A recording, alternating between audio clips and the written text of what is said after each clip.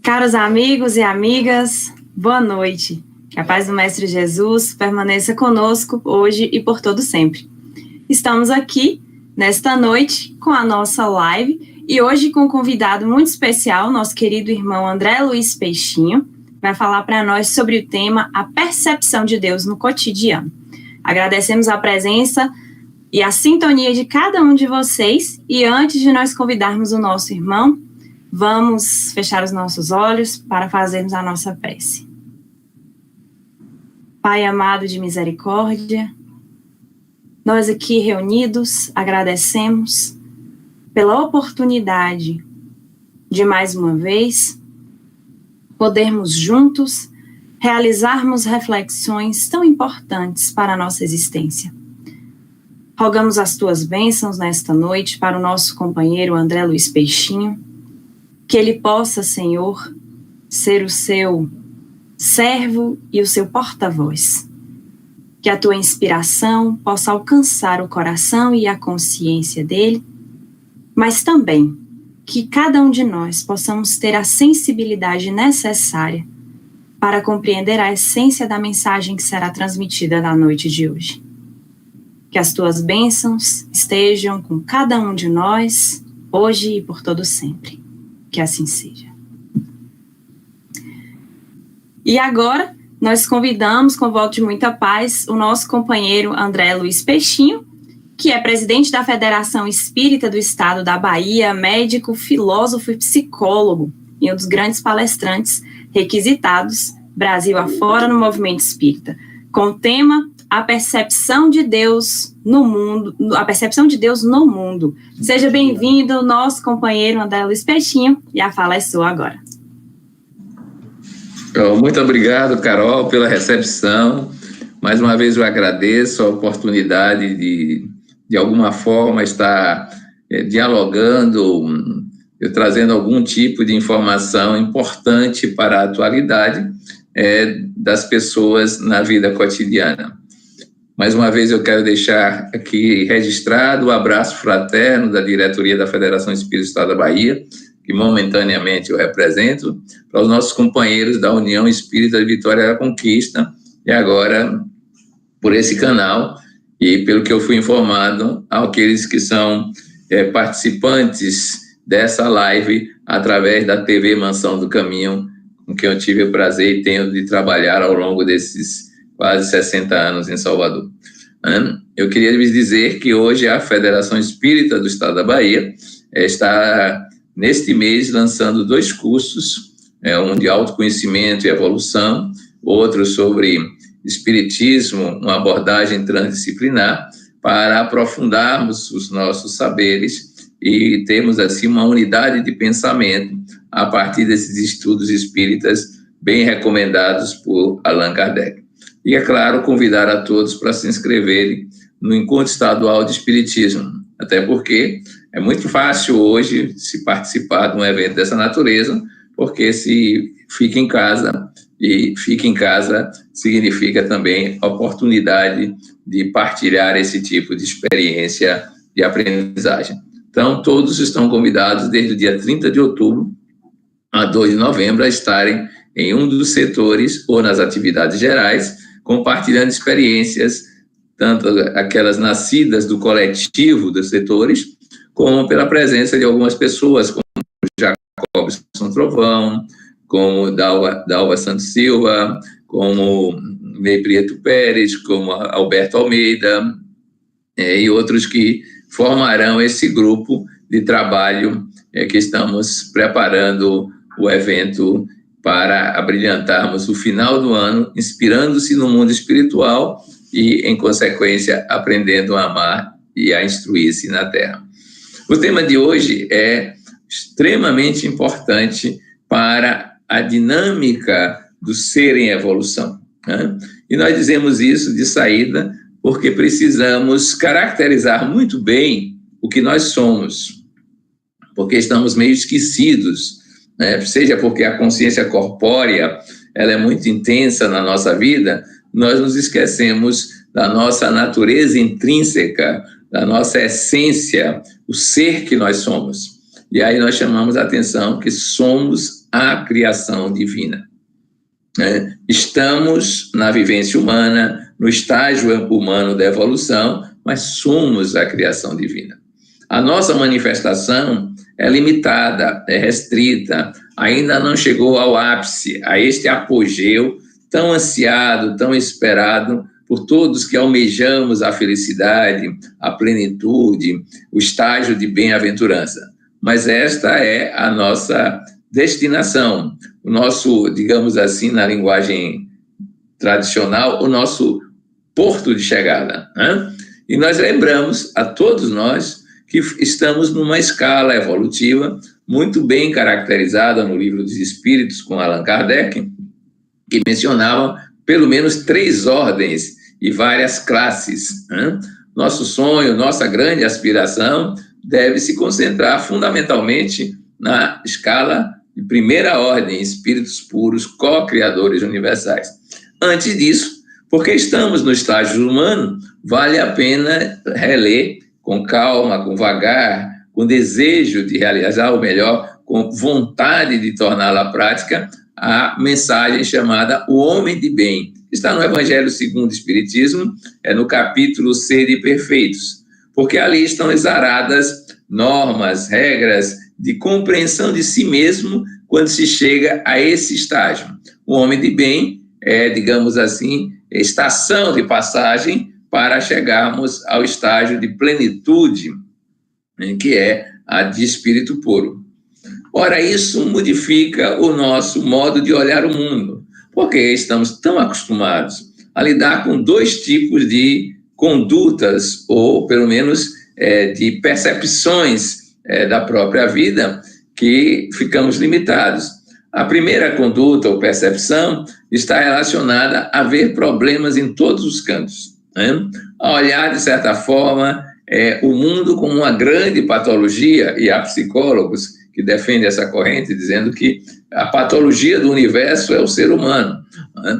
Como a vida como sendo um grande lugar de dores e sofrimentos, de angústia, de mal-estar, de um modo geral, do qual nós temos que escapar de alguma forma, né? E aí vem várias possibilidades imaginativas sobre como escapar desse mundo difícil, problemático, desviante dos grandes valores espirituais. Não é que isso não esteja acontecendo, está acontecendo, mas a leitura de qualquer fato depende do observador que está analisando a circunstância, analisando a situação. E é claro, onde um vê tragédia, o outro pode ver transformismo evolutivo. Onde um vê problema, o outro pode ver oportunidade de crescimento.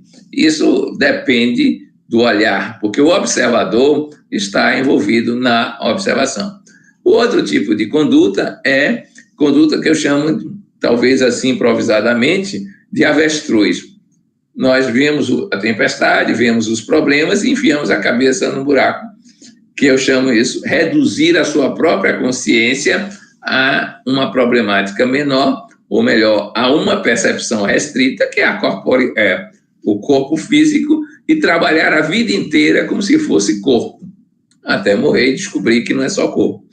Mas a gente não precisa ficar desse jeito, limitado, restrito, dessa forma, nem também ligado só na dor, no sofrimento, na angústia, no mal-estar da civilização, que já era muito bem claramente definido por Freud, dizendo que o nosso egocentrismo faz com que a vida social seja uma enorme dificuldade.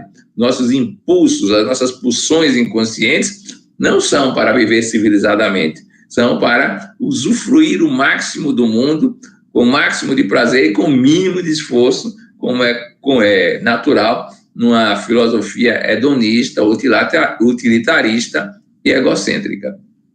Ora, essa percepção não é a percepção que nós queremos no movimento espírita, no ideal espírita. Nossa percepção é de que precisamos valorizar a nossa origem e a nossa destinação, o nosso nadir e o nosso zênite, né? O nosso início e a nossa finalidade última, que é Deus. Né? Fundamentalmente é isso, Deus. Né? Como dizia já em vida Teresa d'Ávila, e depois reforçado por alguns autores espirituais, né? Deus basta, é o suficiente. Se nós tivéssemos a condição, já nesse estágio evolutivo, de experienciar Deus, de estar em comunhão com Deus, de poder dizer como Jesus, eu e Pai somos um, todos os nossos problemas estariam desaparecidos. Não sobraria nada em termos desses problemas vigentes na atualidade, né? Nós temos até uma explicitação dessa possibilidade quando Jesus fala no reino dos céus, né? E nos diz que se tivéssemos capacidade de buscar o reino dos céus e sua justiça, tudo mais estaria resolvido. O comer, o vestir, o beber, as necessidades básicas simbolicamente aí apresentadas. Porque ele diz que o Pai Celeste assegura isso aos lírios dos campos, às aves do céu, por que não asseguraria a nós que valemos mais que as aves do céu e os lírios dos campos já desde o discurso de Jesus? Valer mais aqui significa estar em nível de maturação psíquica mais avançada, ser uma complexidade mais vasta, ser um ser que já tem autoconsciência, racionalidade, somas. Estamos hierarquicamente na escalada evolutiva mais avançados do que os animais que não têm as capacidades e competências que expressas no nível que nós já alcançamos. Mas se nós observarmos, a própria noção de Deus, ela tem várias possibilidades de entendimento, né? Nós a captamos conforme estamos vivenciando a nossa experiência evolutiva. É por isso que Leon Denis nos chama a atenção dizendo que as pessoas, quando querem perceber Deus e usam seu sensório, os sentidos físicos, terminam percebendo Deus na natureza fragmentariamente. E aí, para cada observação que faz, inventa um Deus, cria um Deus, uma imagem de Deus. Daí, diz ele, nascer a noção de politeísmo. Nós acrescentamos a litolatria, a zoolatria, que é a adoração de animais, a adoração à fitolatria, a adoração de vegetais. Faz parte da evolução, porque há um momento que o psiquismo, espírito, essência divina, ele caminhando nessa ascese, ele é dominado, ou melhor, ele se expressa unicamente pelo sensório. É tudo que ele sabe, né? É muito recente na evolução do psiquismo, que trabalhou desde o reino mineral, a possibilidade de se expressar racionalmente, analiticamente, e menos ainda intuitivamente. Então, nessa fase, é o que ele percebe com 5 sentidos, né? É o que ele palpa, o que ele olha, né? É o que ele escuta. Então, é natural que o trovão vire um Deus, o relâmpago vire um Deus, porque, de alguma sorte, são potências que põem em xeque a vivência corporal das pessoas ou podem lhe trazer benefícios de alguma sorte. Esse é o Deus básico que muita gente ainda vivencia, de certa forma, ainda que com outras características. Não se fala em Deus propriamente, mas deuses no plural, que podem ser forças divinas, espíritos que as pessoas transformam em deuses e querem fazer deles oráculos, querem fazer deles decisores nas suas próprias vidas, querem fazer dele presenças na natureza como se fosse um Deus supremo. Essa é uma fase.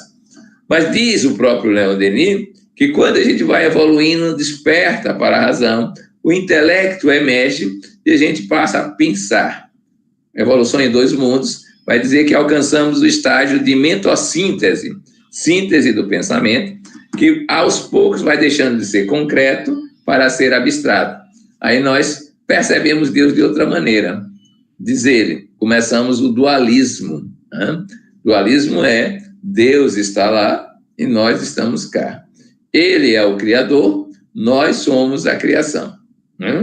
Esta é a noção dualista que o intelecto percebe com relativa facilidade. E aí, nesta fase, nós começamos não somente a dar-lhe atributos, segundo a nossa percepção, como também a encontrar raciocínios que demonstrem a sua existência. Isso a gente vai fazendo, né? Por exemplo, dar-lhe atributos. A gente Tem um Deus monoteísta que pode ser guerreiro, né? E nós seremos dele temerosos. É assim a ideia judaica mais tradicional, mais comum. As pessoas são tementes a Deus no seu cotidiano, porque sabem que ele é o supremo poder e que tem o poder sobre a vida, a morte, a destinação das pessoas. E a relação, é claro que só pode ser de temor, né? O temente vive dessa experiência de temor.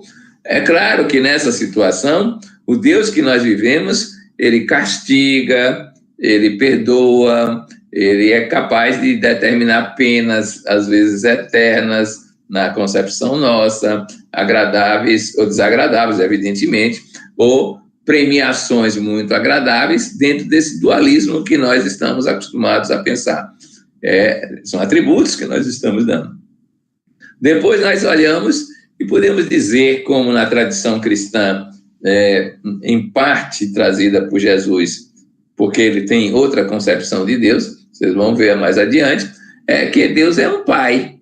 Estamos agora no chamado dinamismo patriarcal. A sociedade se organizou dessa maneira e nós descrevemos Deus segundo a nossa convivência social. Há o pai, a figura da lei que interdita, que orienta, mas agora acrescenta-se aquela noção da lei e justiça, a misericórdia, a compreensão, a possibilidade de ter algo que é da ordem do coração. Daí a palavra misericórdia que trabalha no seu sufixo a noção de coração, que dá cordialidade. Deus já não é mais a figura meramente justiceira, nós podemos encará-lo como educador, o pai que educa, que orienta, que determina costumes possíveis para as pessoas crescerem, amadurecerem de modo geral. Mas vejam vocês que somos nós construtores dessas imagens que estão se apresentando. E fazemos isso no cotidiano. Com o pai, aí nós começamos. Com o pai a gente quer um pouco de carinho, de atenção, a gente quer uma série de vantagens, a gente, no estágio atual, fazemos algumas barganhas, né? E quando nós dizemos, Pai nosso que está nos céus, seja feita a vossa vontade, o que é que acontece? Esse seja feita a vossa vontade, normalmente tem uma frase subliminar complementar. Mas vê se concorda com a minha, porque a minha vontade é o que me agrada, e se você puder fazer alguma coisa para que isso seja do meu jeito, vai ser uma maravilha, vai haver um acordo geral. Nós estamos aí criando a figura do Deus Pai, que nós influenciamos como filhos e somos receptores das suas lições dessa natureza. Mas já no próprio Evangelho, Jesus vai apresentar uma outra versão de adoração que nos leva a uma outra concepção de Deus. Olha, Deus deve ser adorado em espírito e verdade. Não é forma, não é modelo humano, antropomórfico, não é mais nada disso. Ele está falando com a mulher samaritana. Cotidiano, isso é mais difícil, porque agora ele é uma abstração. É possível ao intelecto fazer isso? E vai aparecer isso nitidamente, claramente, no Livro dos Espíritos, porque o Livro dos Espíritos, retomando os saberes de outrora, sintetiza em alguns aspectos o que é Deus. E entre eles está o princípio da causalidade. Deus é causa. Causa não é um ser humano, não é um guerreiro, não é um pai. É algo gerador, algo da genética, da gênese, como nós dizemos, da origem dos seres. Vejam que são possibilidades diferentes. E aí, usando o nosso raciocínio, muito bem expresso no texto resumido de Kardec, nós vamos dizer que Deus é único, não pode existir dois, porque se existirem dois, um é diferente do outro, e se é diferente do outro, tem alguma coisa que o outro não tem, então não pode ser a causa suprema, a causa universal, porque um dos dois vai faltar alguma coisa, né? Supor que os dois se complementam, então não há Deus nenhum.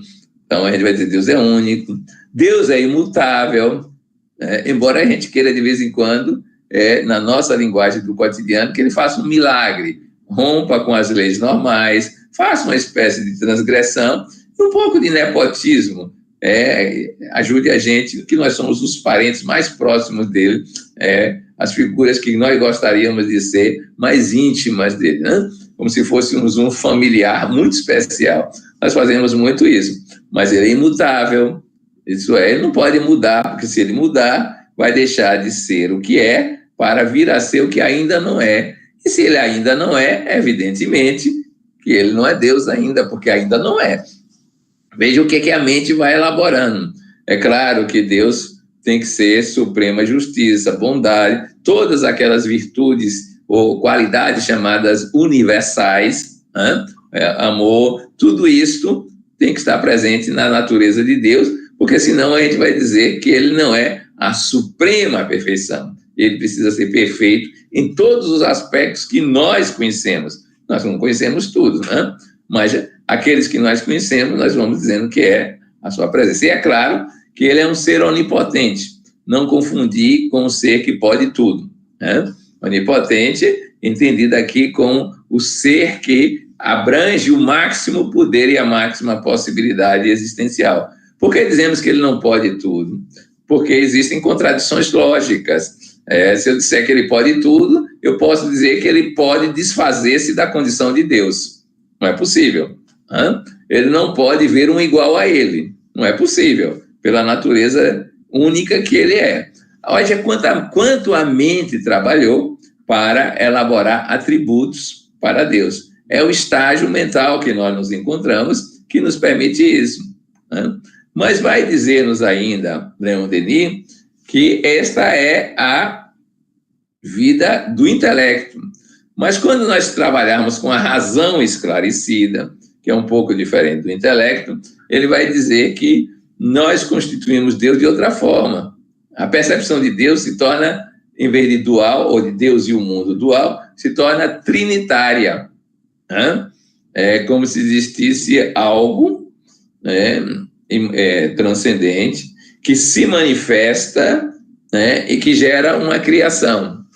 Isso vai ser traduzido às grandes tríades egípcias, Ísis, Osíris, Horus, ou hindus, Brahman, Vishnu e Krishna, ou no Ocidente, o Pai, o Filho e o Espírito Santo, que alguém ordenou de outra maneira, né? Ao invés de ser o Pai, o Filho e o Espírito Santo, a estrutura correta seria o Espírito em si mesmo, né?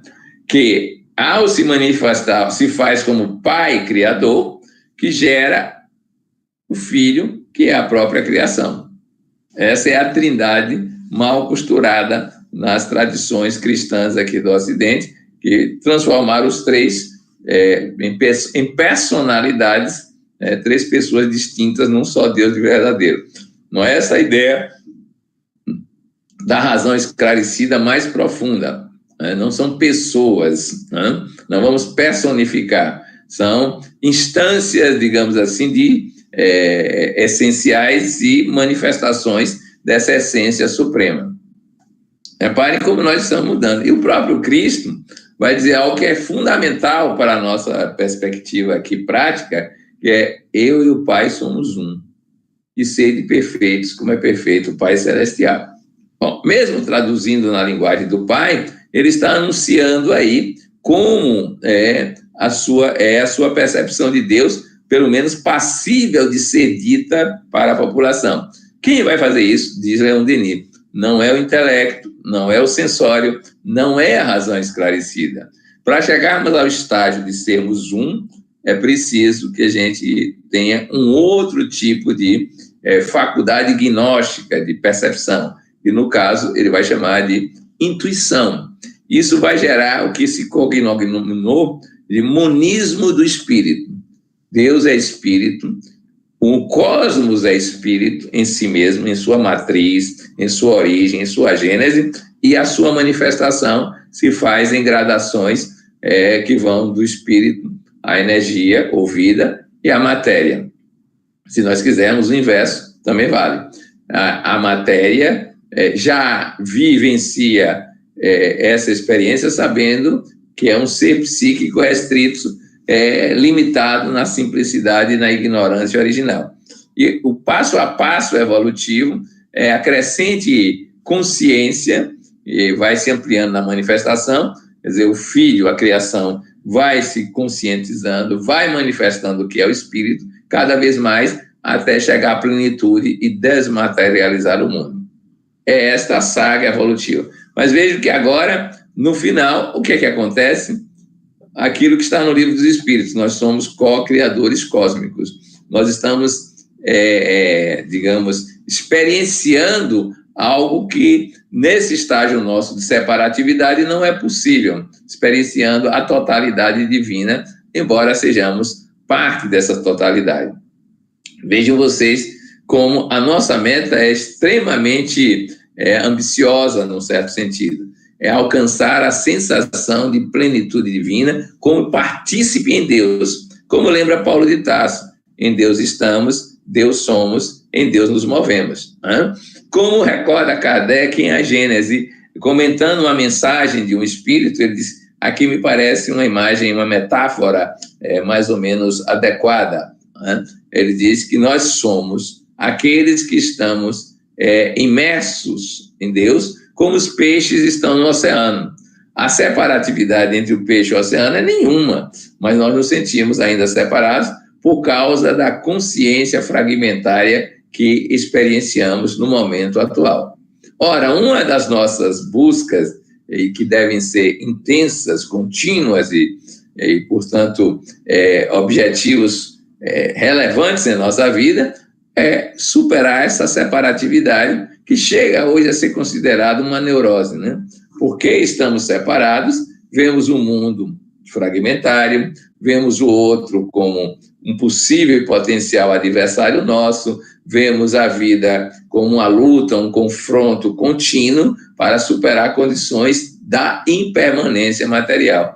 Mas o que nós somos, essência divina, não aparece nesse discurso, nessa praxe, porque a essência divina não se sente, não se percebe, porque está separada, divina como ela é originalmente. Ora, vejam vocês que dependemos das nossas faculdades gnósticas para perceber. E temos mais um exemplo muito interessante que vem do Evangelho. Quando Jesus enunciou as bem-aventuranças, ele fez uma sequência, aparentemente, de complexidade crescente. Quer dizer, teve um pico inicial, que é aquela dos pobres de espírito, e aquilo para nós significa a superação de todo o apego a coisas materiais, morais, afetivas, lógicas, em suma, é a superação do apego. Depois ele vai discorrendo até dizer que alguém poderia ver a Deus. Esses seriam os puros de coração. Ora, ele aí já está ensinando para nós que existe uma via de acesso a Deus que não é o nosso intelecto. Ele não cita o intelecto. Os sábios, os instruídos, os doutores, porque são doutos na sabedoria, verão a Deus. São os puros de coração. No nosso entendimento, ele está falando daquele amor que ele vivia, daquele amor que ele experienciava, colocando como condição fundamental para a amplificação da percepção. Como João Evangelista completa a ideia de Jesus dizendo que Deus é amor, ora, os puros de coração perceberão Deus, pura e simplesmente porque eles já estarão no estágio de amorosidade plena, possível à criação, né? No caso ao espírito que foi criado, e por isso mesmo podem perceber Deus pela lei natural de comunhão e de afinidade. Aí já seremos um.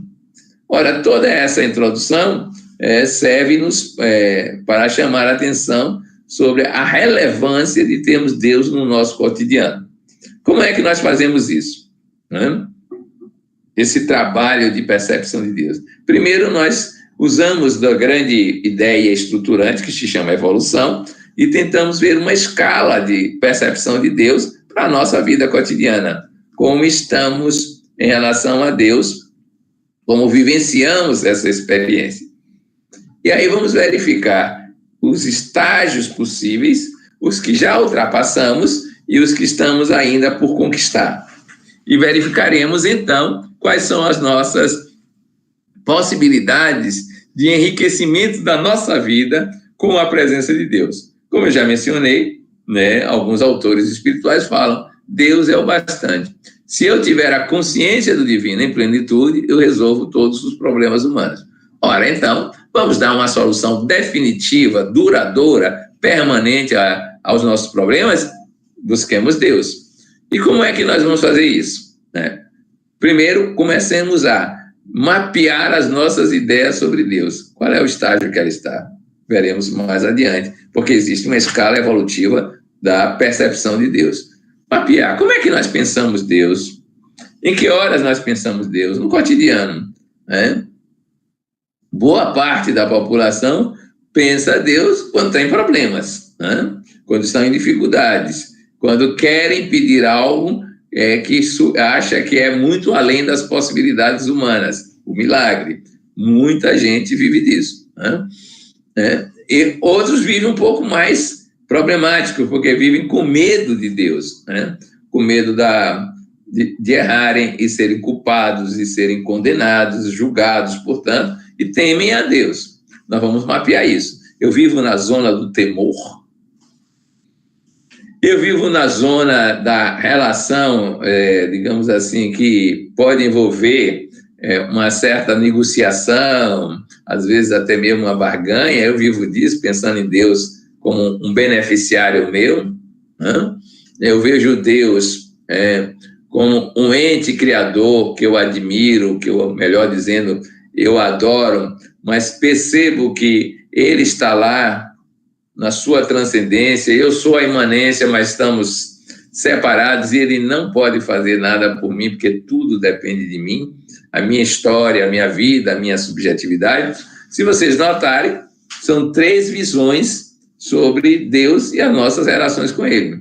Mas eu posso ir mais além. Eu percebo Deus como algo presente na minha vida, no cotidiano, seja pelas minhas investigações interiores, chamadas aquelas indagações íntimas, as viagens de si a si mesmo, ou pela contemplação da natureza e vendo as suas leis e o funcionamento dela. Eu percebo Deus desse jeito, como o grande transcendente que gera essa imanência e que eu tenho adoração. É outro nível de realidade. Mas eu percebo Deus sentindo em mim e sentindo-me nele, já o sinto como aquele ser que é o amor da minha vida e que eu sou amado, e agora também devolvo essa amorosidade no meu modo de estar no mundo, de compreender a vida e a história. É outro nível de realidade. Reparem que cada um desses níveis exige uma maturação moral, uma maturação espiritual, uma compreensão da noção de evolução do psiquismo e a sua manifestação para ela se concretizar. Mas aí a gente já tem vai ter uma ideia clara de como estamos. Essa é a nossa primeira tarefa. Como estamos?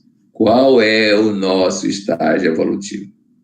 Depois disso, evidentemente, nós precisamos evoluir, Afinal de contas, como lembra Castro Alves, tudo evolui, tudo sonha na imortal ânsia risonha de mais subir, mais galgar. Nós podemos figurar isso como a volta do filho pródigo, na linguagem do Evangelho, à casa paterna, agora em condições diferenciadas, porque experienciou a saga do retorno, que é a saga da evolução. Retornar significa, no nosso entendimento, evoluir. É o volver do poema Marchemos, de Castro Alves também. Para a mesma luz volver. Primeira estrofe termina dizendo isso. É isso que nós estamos fazendo. Ora, esse volver, agora, que já sabemos como estamos, implica em pensarmos, sentirmos, percebermos como estaremos. Nós precisamos enxergar proximamente e distantemente. Proximamente é a nossa etapa mais imediata. O distante é aquilo que é o finalismo, é a última instância que nós começamos aqui a conversar sobre isso. Conversar dizendo que seremos espíritos puros. Mas vejam vocês, essa percepção não é meramente intelectual nem sensorial. É o sonho, é a aspiração. Dizer que seremos espíritos puros pode não significar nada na nossa experiência, pode não nos dizer nada sobre aquilo que é, porque simplesmente são palavras que não têm referencial interno na consciência atual e nós não sabemos o que é isso, né? Mas, de qualquer maneira, é um estímulo, é uma possibilidade de enxergar mais além, de entender como é essa vida no futuro. E aí nós vamos ver o nosso vir a ser, né? Ao vermos o nosso vir a ser, que pode ser sair de uma consciência mítico-mágica, dessas que acreditam em deuses e diz que Deus anda vigiando a gente e que Deus pode alterar o nosso destino a qualquer momento e que Deus é caprichoso, que mudou até o tempo só para chatear a gente. Eu ouço algumas pessoas dizerem isso, né? Pois bem, a gente vai sair de uma consciência para uma consciência racional analítica, né? É bem típica do modelo espírita, essa análise de Deus e essa relação com Deus. Aí nós vamos verificar como é que estamos nessa consciência racional, já sabemos de algumas regras de convivência com Deus, né? Já sabemos que podemos pedir, louvar, agradecer. Vamos então estudar se estamos pedindo, louvando e agradecendo. Mas não somente isso. Quais são os nossos pedidos, os nossos agradecimentos e os nossos louvores? Porque eles também evoluem, né? A tendência da maioria das pessoas com a consciência empobrecida sobre imortalidade e dominada pelas sensações corporais é pedir a Deus alguma coisa relativa à permanência no corpo, não só em quantidade de tempo, mas em qualidade de vida que se leva. É a nossa tendência, baseado, claro, no instinto de conservação, que é também uma lei divina, a lei da conservação explicitada no indivíduo, no ser humano. Mas esta é uma memória, digamos assim, atávica, dominante, mas não é a mais evoluída. Claro, o instinto não é a máxima evolução possível. É preciso aspirar mais e mais além disso. Nós não vamos verificar nessa consciência racional analítica se os nossos pedidos passam a ser significativos nas nossas orações para outras instâncias que não sejam só a sobrevivência, né? Maria Dolores nos traz um poema que eu considero assim uma obra-prima. Agradeço, Senhor, quando me dizes não, pelas súplicas indébitas que eu faço. Repare que ela está agradecendo porque não aconteceu como ela queria. Isso não é comum no nosso cotidiano, mas a gente vai aprender esse tipo de atitude, né? A lei divina, né, funciona sempre, regularmente, não tem interrupções, e ela vai assegurar a cada um de nós o merecimento, aquilo que é a contemplação da nossa necessidade, né? Isso independente do nosso pedido ou não. Mas o nosso modo de pedir altera a nossa percepção sobre a lei divina. Eu sempre cito, quando reflito sobre isso, a experiência de André Luiz, o original, quando ele escreveu o Nosso Lar e demonstrou que ele passou vários tempos em sofrimento até o dia que ele orou com sentimento, que a prece não pode ser meramente palavras, precisa ser um impulso da alma para ela ser bastante relevante na amplificação da nossa própria percepção espiritual. E foi aí que apareceu o seu, digamos assim, socorrista, o seu salva-vidas espiritual, que foi um guia chamado Clarencio. E ao receber as suas orientações, o Clarencio disse: eu estava há muito tempo lhe procurando, mas você que não me percebia. A prece, nesse estágio, é capaz de mudar o estágio vibracional das pessoas e a sua própria percepção. Mas vou insistir, o pedido pode ser cada vez mais sofisticado, né? E nós vamos ver que há pedidos que chegam a, digamos assim, a veicular energias capazes de mudar a psicosfera de um planeta, de uma cidade, porque são solicitações da alma que chegam a um estágio de amorosidade que neutraliza o ódio das pessoas, neutraliza a negligência, neutraliza a perversão, porque é capaz de atrair para si, para o mundo em que está, essas vivências de transcendência que são fundamentais. São pedidos, mas são gradações de pedidos, né? Idealmente, claro, nós preferiremos estar louvando, porque quem louva já não precisa pedir e agradecer. Parece-nos um estágio muito mais próximo da comunhão do que da separatividade.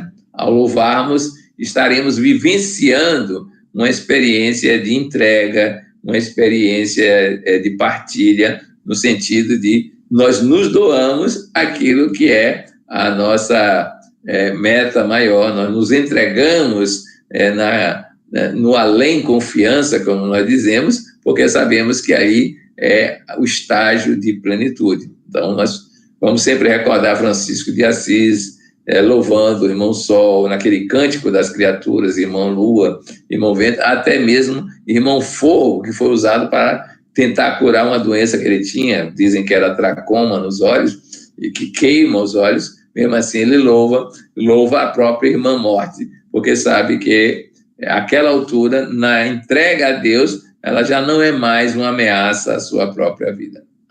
Vocês vejam que essas escalas evolutivas são fundamentais. Saber como estamos, saber para onde vamos. Mas aí vem a terceira etapa desse trabalho evolutivo nosso e educativo, que é o fato de querermos saber como é que nós vamos transformar esta realidade atual numa realidade futura. Isso é fundamental. Como é que nós vamos fazer isso? Esse é o processo de autocultivo, de autoconhecimento, que pode ser explicitado para todas as dimensões humanas, que são múltiplas, né? Dimensões corporais, volitivas, mentais, emocionais, afetivas, ecológicas, interexistenciais, palingenésicas, são dimensões. Mas existe uma que é a dimensão da relação com o transcendente, que o William James chama de experiência do luminoso. Essa palavra é muito curiosa, porque não é muito usada na literatura espírita. Luminoso, de númeno, da essência, né? O contrário de númeno é o chamado fenômeno, é a existência, é aquilo que aparece.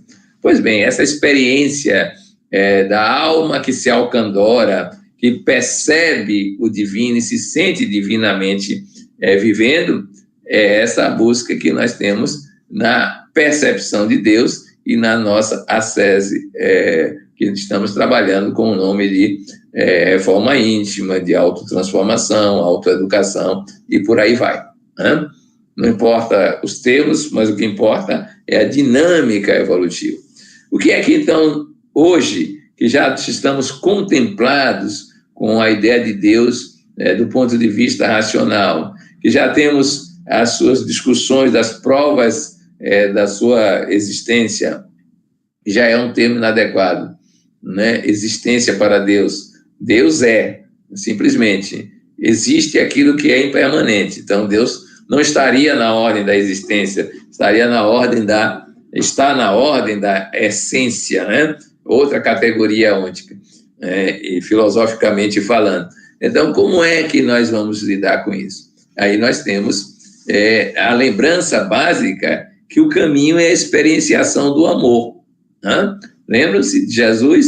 Os puros de coração verão a Deus.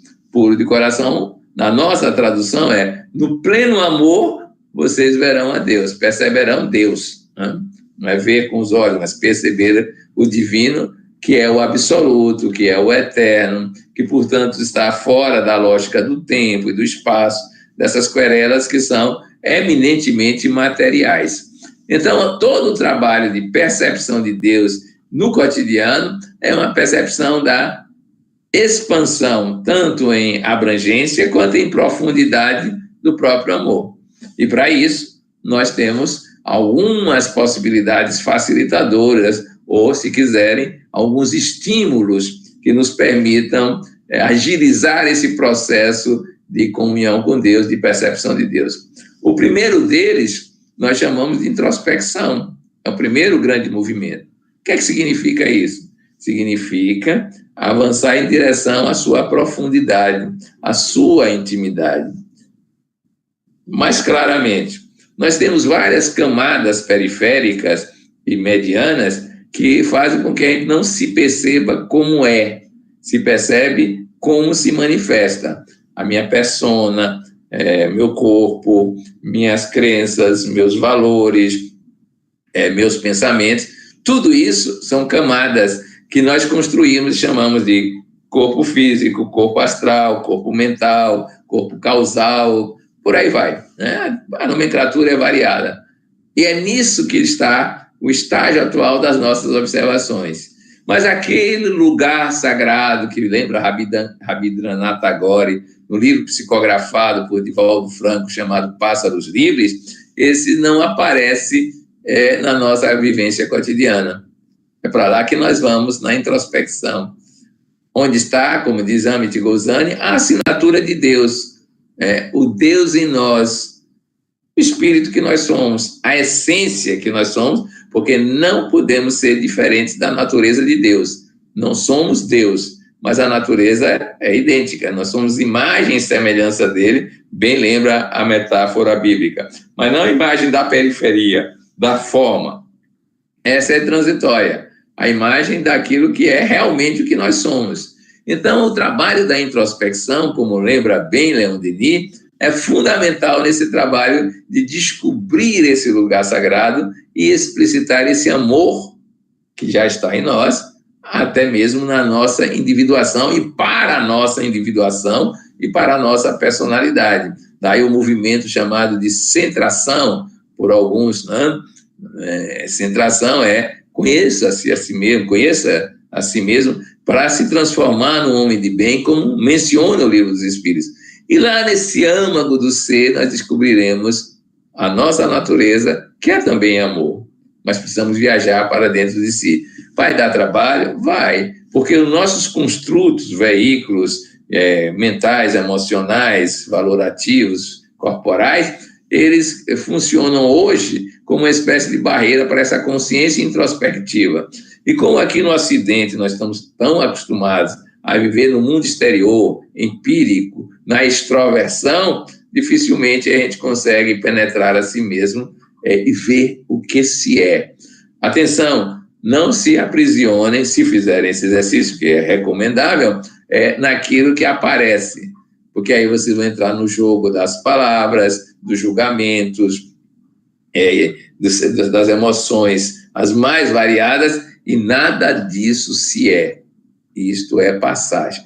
Claro que em outra oportunidade a gente pode trabalhar como é que educa as emoções, como educa o corpo, como educa os pensamentos, de maneira a provocar ascese, evolução, nesses veículos. Mas agora nós estamos tratando de descobrir o amor que nós já somos, né? Até chegarmos a um estágio de que esse amor vira algo assim, como expressão da nossa energética natural. Toda vez que eu me lembro do amor desta forma, recordo-me da experiência de André Luiz, né, relatada no livro No Mundo Maior, se eu não me engano, em que ele vai atender um socorro espiritual e trabalha muito tempo com um outro mais graduado que ele na vida espiritual, mas chega um determinado momento que diz: aqui cessou a nossa capacidade de ajuda. Temos que chamar alguém muito mais competente. E aparece, então, uma pessoa, um espírito, que é chamado para socorrer aquela criatura, e ao ver o perturbado espírito que estavam socorrendo, já se prostra dizendo: Mãe Santíssima. Não era ela, mas ele via como tal. E ela lhe toma, naquela linguagem de uso do perispírito, e lhe acaricia, lhe acolhe no colo, e mostra para ele como ele está gastando tempo como obsessor, que não valeria a pena, mas ele nota que, André Luiz nota, que ela o trata como um filho, praticamente um amor que se expressa em raios que sai dela própria para aquela criatura e modifica a psicosfera daquele sujeito. Ao fim de um certo tempo, ele pergunta: quando é que eles se conheceram? Que vínculos ela tem com ele? E o orientador disse: nenhum. Nunca se viram. Mas ela é assim, ela chegou nesse estágio de amorosidade, já chegou no lugar sagrado, aquele reino do céu, e agora ela ama qualquer pessoa que ela encontre como necessitada da sua expressão amorosa. Esse é o estágio que a gente só vai descobrir se superar as barreiras que nós mesmos construímos como veículos de manifestação. Não que eles fossem desnecessários, mas que a gente precisa ir mais adiante, vai precisar. Essa é uma maneira da gente procurar Deus no cotidiano, ter um momento de introspecção, de reflexão. Mas nós podemos fazer outra viagem, né? Fazer a caminhada para Deus observando os grandes segredos da natureza. Há uma página belíssima de Leon Denis falando do universo e Deus. O macrocosmos, em primeiro lugar, né? As constelações, as estrelas, os movimentos, os ritmos cósmicos. Em suma, hoje nós sabemos que existe até um grupo trabalhando com a noção de princípio antrópico. Para a gente ser gente hoje, foi preciso que até umas constantes químico-físicas fossem planejadas para poder tornar possível a existência física na Terra, e mental, emocional e por aí vai. Como existindo uma espécie de design inteligente que prevê tudo isso. Essa é uma das teses para justificar a divindade no cosmos, né?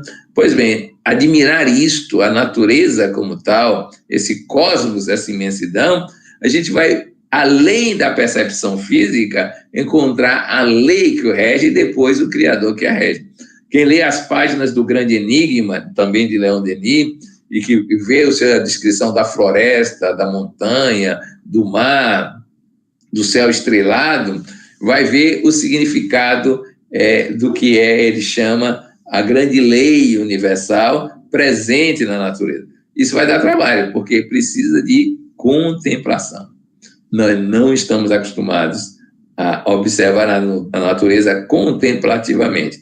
Nós observamos utilitariamente, nós observamos em relação a riscos, essa história toda, mas nós não sabemos o que é contemplar a natureza. Talvez alguns consigam contemplar o pôr do sol, um plenilúnio, e entregar-se a isso. Isso vai mudar o estágio da consciência. Vai nos aproximar da compreensão da grande lei, que é uma expressão do amor. Nós já sabemos hoje que toda a evolução, mesmo material, se deu graças a esse impulso da chamada energética da amorosidade. E aí vamos encontrar mais uma vez a estesia que nos leva à percepção amorosa até chegar à lei e a Deus. Esse é o caminho da contemplação. Vamos ter que trabalhar isso. Mas não é o bastante contemplar a natureza e introspectar, ou pelo menos não são só esses os caminhos. Existem outros caminhos. E um deles, evidentemente, é o caminho do estar no mundo. Se eu trabalhar adequadamente a minha percepção, e aí vem o fora da caridade numa salvação, e aí caridade é um aspecto da amorosidade elevada a um alto grau, basta ler a epístola de Paulo aos Coríntios e verificar como o amor é caridade, e esse amor na sua máxima plenitude, eu posso perceber isso no outro. E aí, percebendo no outro, saberei que ali está a divindade, ali está a imanência divina, e poderei me integrar com o outro. Vejam vocês que perceber não é só as individuações, é integrar-se, é estabelecer uma comunhão com todos os seres, e nessa medida da comunhão, eu só posso fazê-lo amplificando e aprofundando a minha amorosidade. Ao fazer isso, nessa integração, eu vou perceber que todos os seres são criação divina. E a partir desta percepção, que não é intelectual, é vivencial, evidentemente que eu vou encontrar a imanência divina, que é a amorosidade, mais uma vez. Daí porque a gente pode caminhar no mundo das formas e nas civilizações, descobrindo Deus no cotidiano. O Deus está em todos os lugares, porque ele é uma onipresença, embora nós sejamos os sujeitos da nossa própria história. Então, vocês veem como, desta forma, contemplando, vivendo a experiência de comunhão com os outros e fazendo a introspecção, vivenciamos Deus, né? Por último, nós podemos fazer estados de transcendência, de busca de transcendência, estados de meditação, estados de vivência psíquica que nos permite chegar ao luminoso por outra via, que é a via da transcendência. Aí entram os estados alterados de consciência que nos permitem fazer esse tipo de situação ou de vivência como tal. Vejam vocês como, no cotidiano, nós podemos fazer isso. E eu, então, finalizo, já estamos chegando ao termo do nosso horário previsto, com uma lembrança desse texto de Divina Presença de Yogi Shri Shinan, psicografado por Elzio Ferreira de Souza, vocês estão vendo aqui, em que ele diz o seguinte, no final dos estudos que são feitos em relação a Deus. O que ia dizer não pode ser dito. O que foi sentido não pode ser descrito. O que foi visto é invisível. Só luz, somente luz. Mergulhado no mundo, Deus. Mergulhado no outro, Deus. Mergulhado em mim mesmo, Deus. Só Deus. Sem alto e sem baixo. Sem vida e sem morte. Sem princípio e sem fim. Deus, somente Deus. Era isso que eu podia trazer para vocês, para experienciarem no cotidiano a vida em Deus. Nós agradecemos ao nosso companheiro, André Luiz Peixinho, pelos esclarecimentos, pelas reflexões. Que Deus o abençoe, meu amigo, e conceda ainda a nós muitas outras oportunidades para ouvi-lo.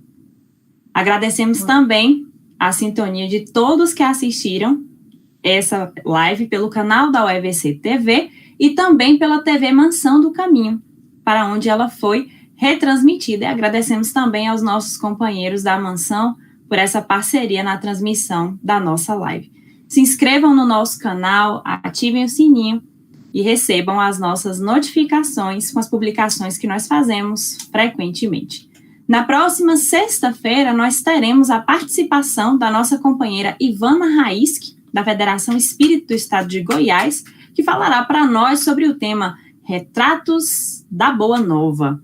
Desejamos a todos uma excelente noite, que Jesus esteja com cada um e com cada uma. Até mais.